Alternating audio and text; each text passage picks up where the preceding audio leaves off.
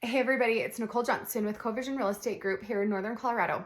And my question is, are meth tests common in real estate transaction inspections? My answer is no, they're not common, but they should be. And here's why. Many people think that in order for it to be a meth house, you have to be cooking and manufacturing meth in order for a house to be contaminated, but that's not true.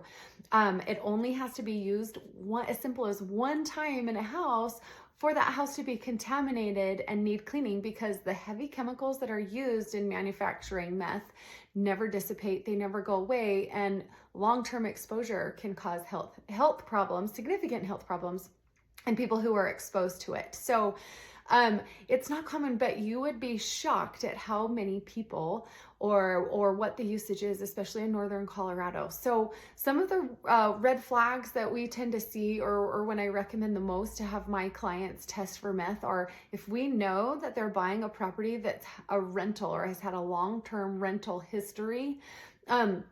The sellers don't necessarily know what's happening behind those walls and inside that house. They don't know the ins and outs, who's coming and going.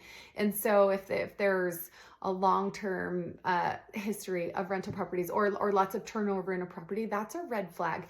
Also, if you're looking in the kitchen and just the grime throughout, or if you're seeing other like grow operations, if they're growing marijuana there, sometimes those can go hand in hand. So when I'm working with my clients and we're walking through properties, not only am I there to support you and I'm looking for the house with you to help you see if it's the right fit for you, but I'm also looking for these clues to see if it's appropriate to do a meth test as part of your inspection window as well.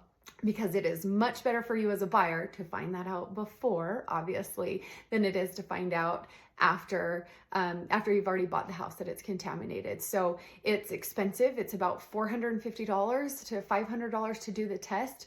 But when you look at the big picture of that, if it does come back hot, a renovation and a cleaning of a house that is contaminated is tens and tens of thousands of dollars. So I do recommend a lot of times to my clients, when there's some red flags going on as we're walking through the property, especially if I know it has a rental history with a lot of turnover, like I said, I will go ahead and suggest to do that test as part of the inspection. And like I said, an extra $500 out of your pocket in the long run is much more beneficial than the tens of thousands of dollars if you happen to find out afterwards.